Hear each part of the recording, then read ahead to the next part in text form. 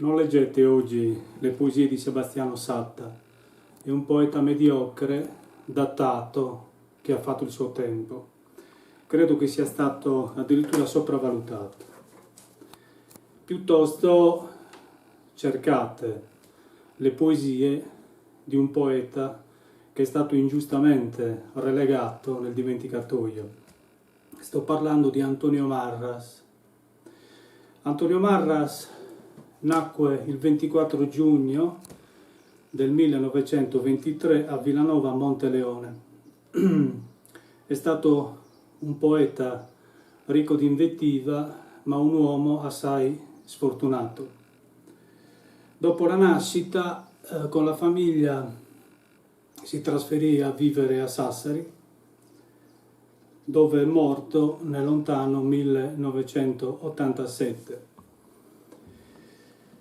Antonio Marras l'ho scoperto attraverso un amico, il quale, conoscendo la mia sensibilità, mi fece dono nei lontani anni 90 di un libro intitolato in maniera poco incoraggiante L'ossessione del corpo.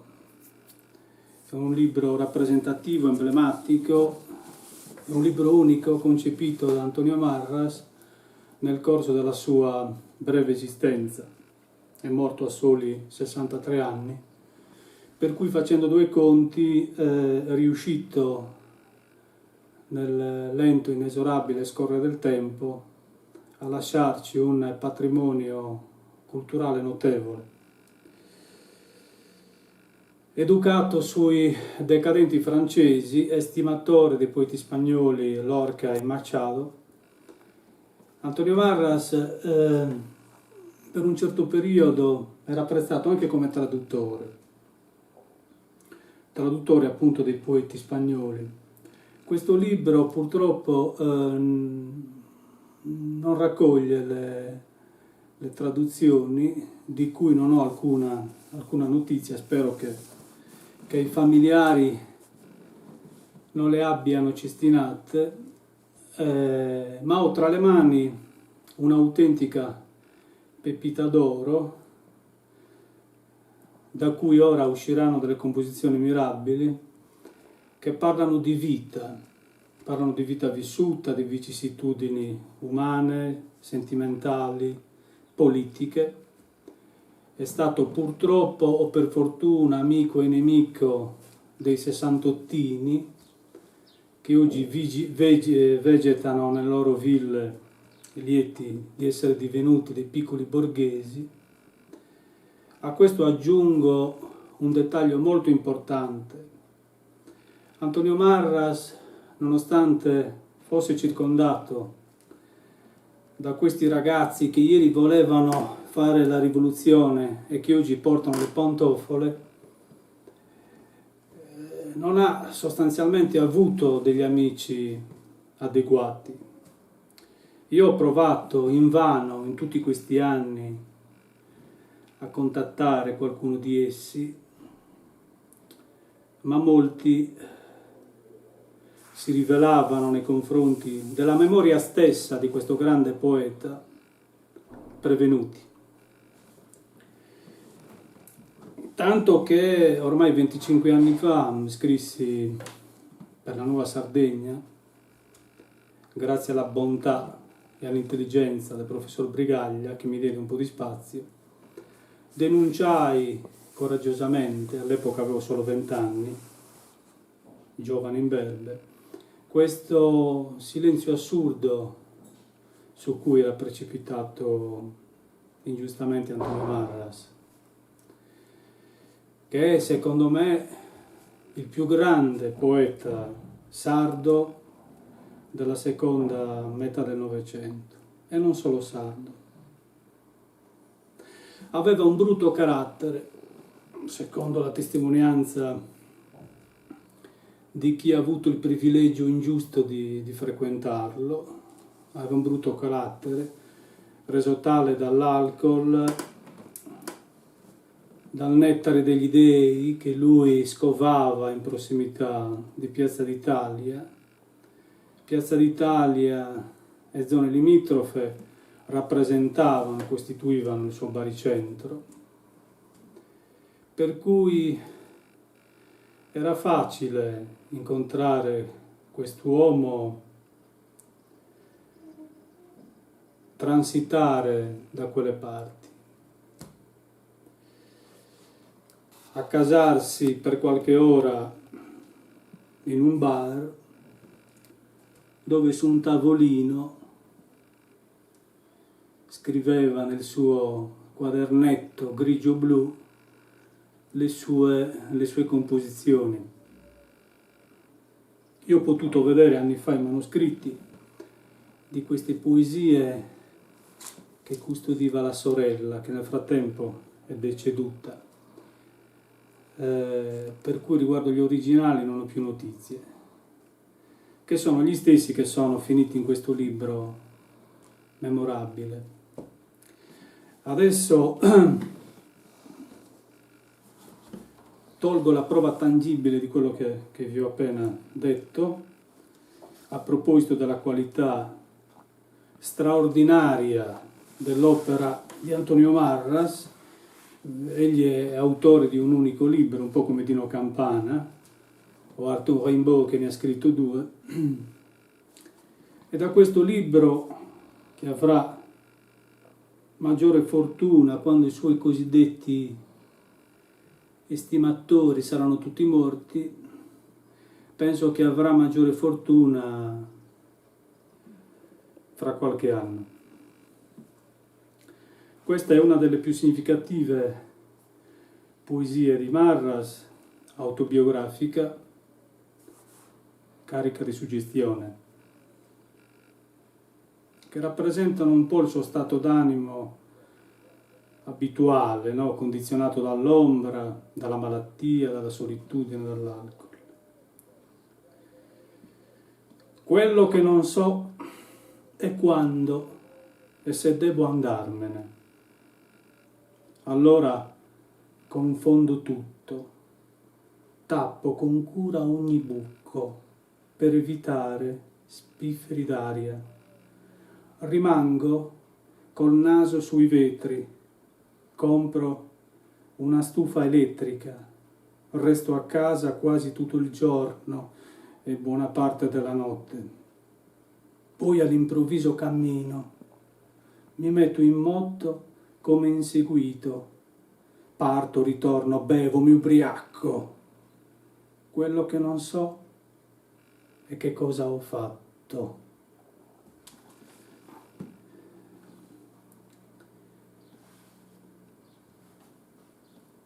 Ancora la capacità di tradurre la sua solitudine in versi si può notare in questa poesia che ora vi leggerò.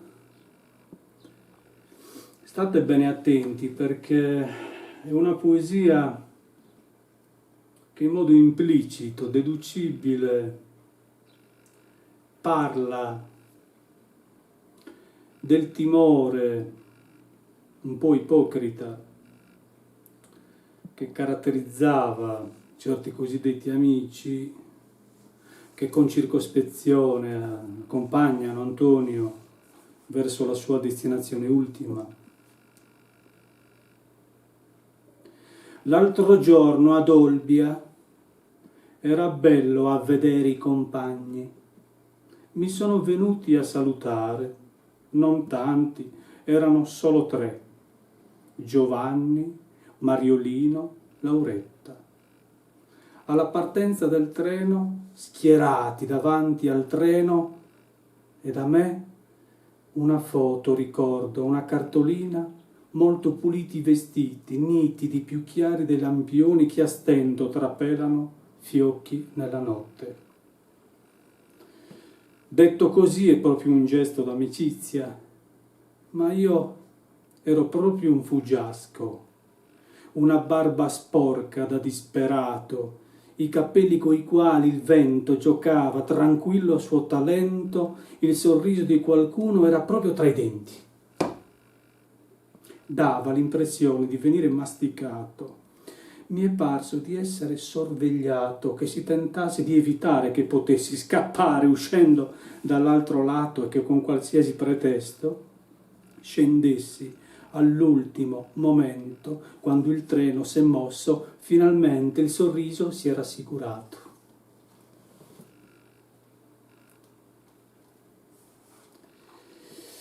Infanzia di infinita luce, smarrimento infinito della luce, con estrema pazienza, sorpreso delle libellule sul rigagnolo, assorto nell'immobilità dell'insetto, ronzio lieve, divenuto silenzio.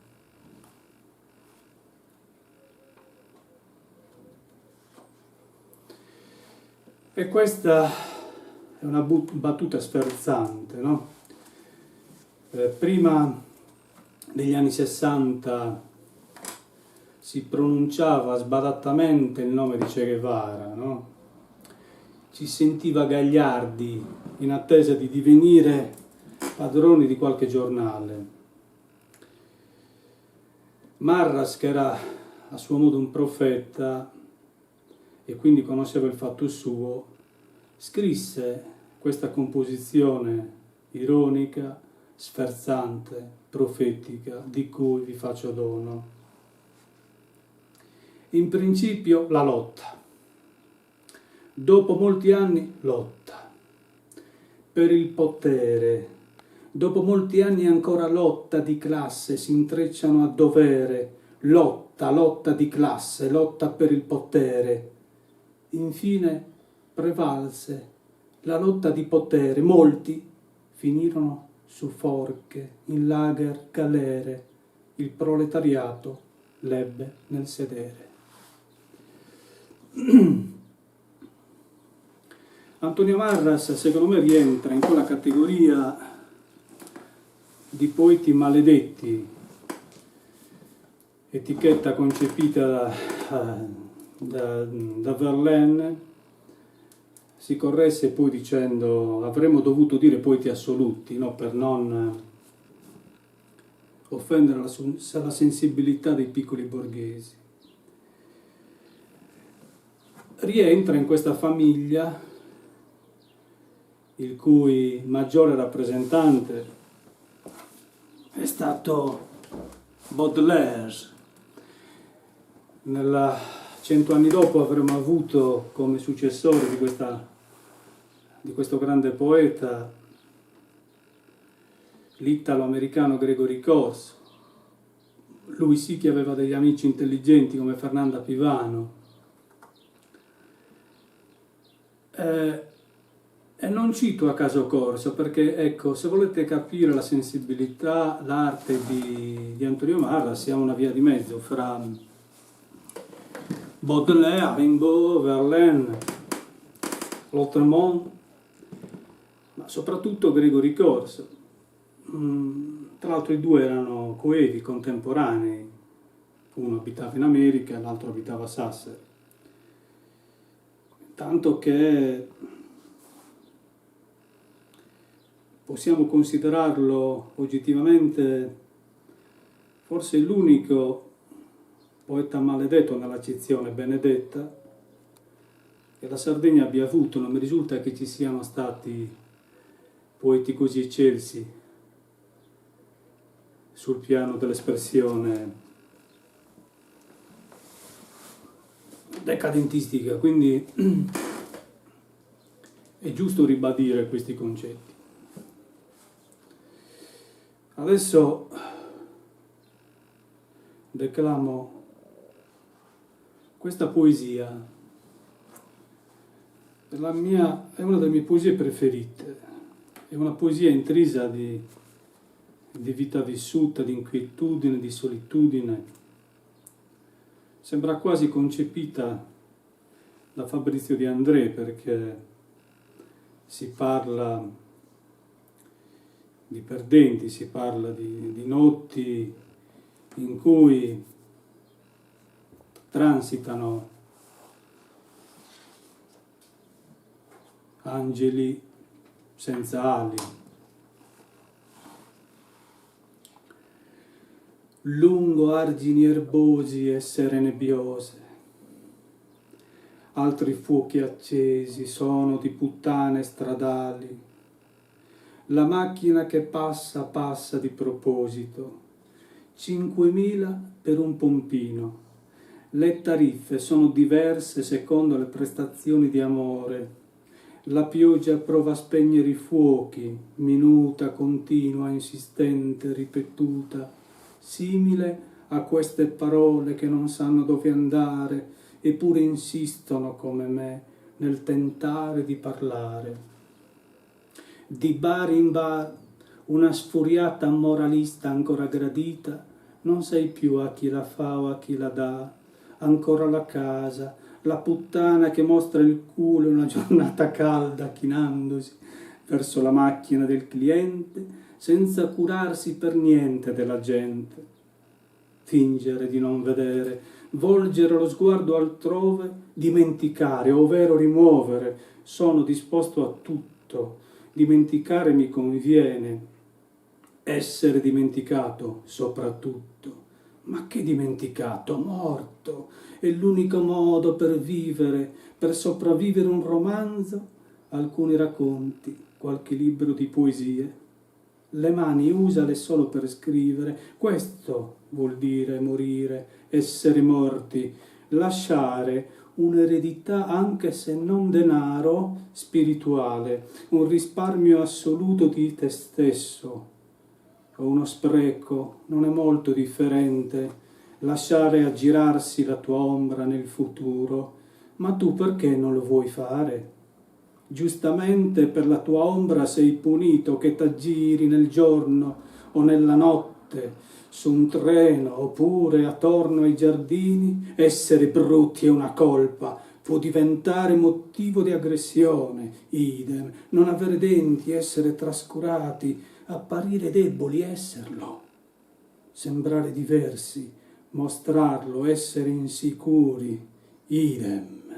Se dai l'impressione di non lavorare, ti vogliono affidare un posto ad ogni costo, anche al cimitero. Benissimo, farò il becchino. E questa è una delle composizioni più di altissima qualità di cui i nostri nipoti avranno di che dire sulla nostra indifferenza collettiva. Adesso c'è questa della statua che sembra un'opera di Hitchcock.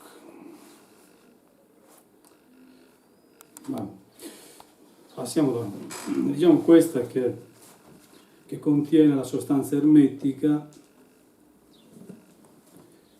alla maniera un po' più Quasimodo che Ungaretti, forse, insomma.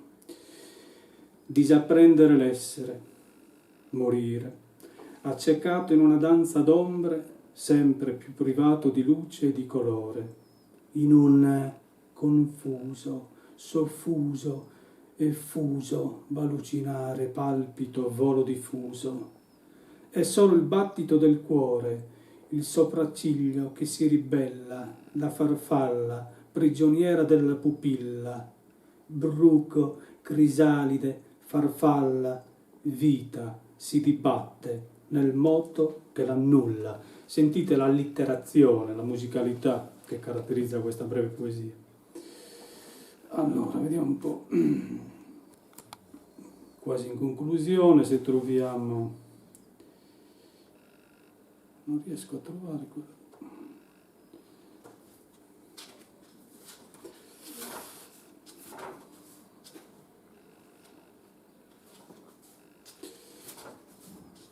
Ho cercato nessuno.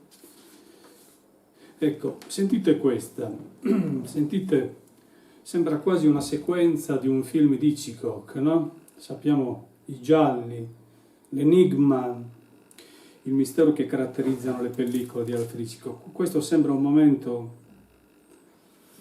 analogo. Quando sali le scale sino all'ultimo piano, spesso qualche statua ti viene incontro. Come in sogno, passi davanti a una fila di porte chiuse. Qualcuno che entra è entrato, sbatte la porta sul muso, perciò sorprende la porta spalancata, la stanza semivuota, qualche mobile ammucchiato. Che in sostanza è il suo paesaggio interiore, insomma, castigo divino. Poi c'è questo distico, questa strofa di 2 versi, molto polemica, con Stalin, con Trotsky, sempre e dovunque questi stronzi.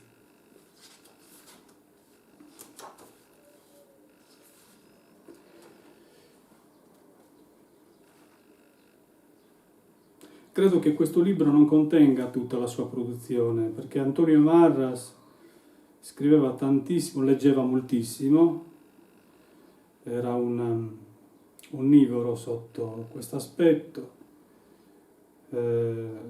aggiornatissimo, mirabile anche sul piano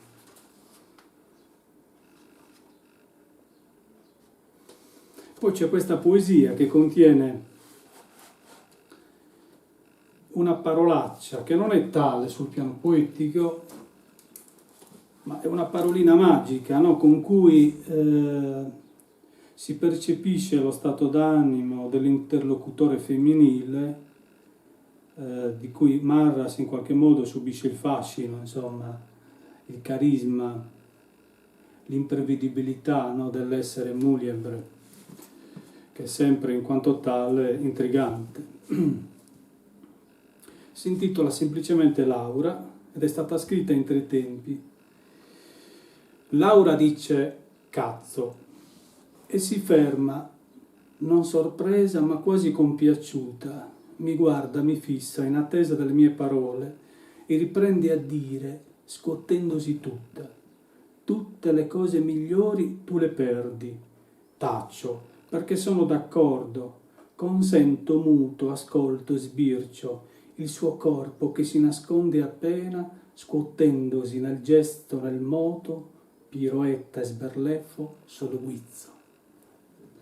Laura dice cazzo, si ferma, non sorpresa, quasi compiaciuta, sembra trattenersi, ma vuole imporre l'attenzione, un po' spavalda, un po' restia.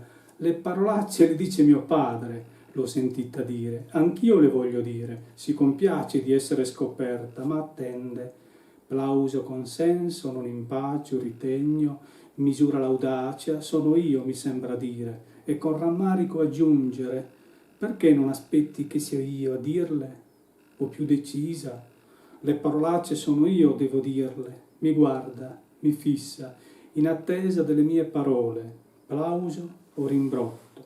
Non so, credevo di saperlo, tutte le cose migliori tu le perdi. Consento, muto, ascolto, sbircio, il suo corpo che si nasconde appena o si sottrae, piroetta, sberleffo, solo guizzo, vogliamo spazio. Non vogliamo sentirci il fiato della morte addosso o vicino.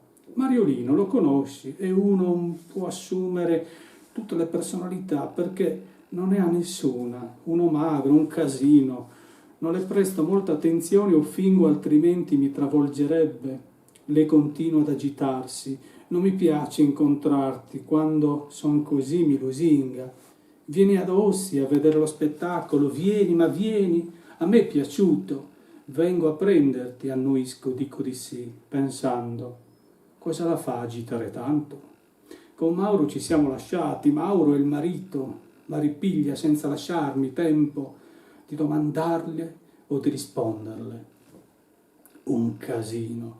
Con agitazione e volubilità Mariolino ha cominciato a dimenarsi, a insultare quelli seduti al monumento. Teracco, Ziraccos, gli diceva con un sibilo, proprio così. Servi della morte, che vi propina il capitale, scuotendo una frusta immaginaria, scuotendosi quelli che si sentivano vivi. I drogati no, quelli impassibili, con pugni, spinte, calci, gli sono piombati addosso, Mariolino ridotto da fare pena. È bello vedere qualcuno ribellarsi. Io aspetto, mentre continuo a raccontare ancora per un poco. Le chiedo, con Mauro com'è andata? È una cosa finita, risponde tranquilla, senza traumi o strascichi. Continuo interrogando, si risponde, Mauro mi sembra nascondere un po' d'astio. Dio mio, come si confondono le cose. Se un coito diventa nascere nel buio e parlare coi morti, essere e vivere e parlare coi vivi e parlare e morire e tramare, vita nel sonno, ridatto a un'angoscia che più non ha fine, dormire senza tregua, vivere, morire. In conclusione, saluto Antonio Marras, che ritroveremo alla fine di questo secolo matto, più vivo che mai, benché fosse attratto dalla morte, con questa poesia che rispetto alle altre è più ingenua, è più tenera, è più dolce, è più onirica. Ti ho cercata nel sogno, ma il sogno era una pianura, dove i passi affondavano una città strana, ritornava la stessa strada in una corsa continua, la notte si dilattava, in slarghi di piazze vuote, percorrevo labirinti di silenzi altissimi. Il tuo palpito era chiuso, in un ignoto orologio eri, nella luna beffarda e pallida, ma il sogno era una foresta, un brandello di veste e di carne se ne andava, un ramo mi afferrava i capelli e m'avvolgeva i piedi, un viluppo di radici. Qualche giorno fa, mentre riflettevo su cosa fare per ricordare Marras, ripeto, non sarà questo video a rompere la vergognosissima omertà che c'è in Sardegna nei confronti dei nostri grandi poeti.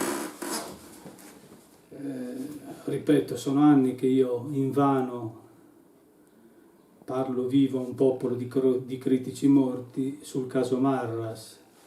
Il mio primo articolo risale al 1995, il mio primo articolo denuncia. E comunque l'altro giorno mi trovavo in Piazza d'Italia, ho avuto, come dire, la fortuna di conoscere un anziano signore, un uomo carico di anni, coetaneo di Marras, quindi il quale mi ha raccontato qualche aneddoto relativo alla vita di Marras e mi ha detto, guarda, era un grande poeta, ma faticoso, deludente sul piano umano.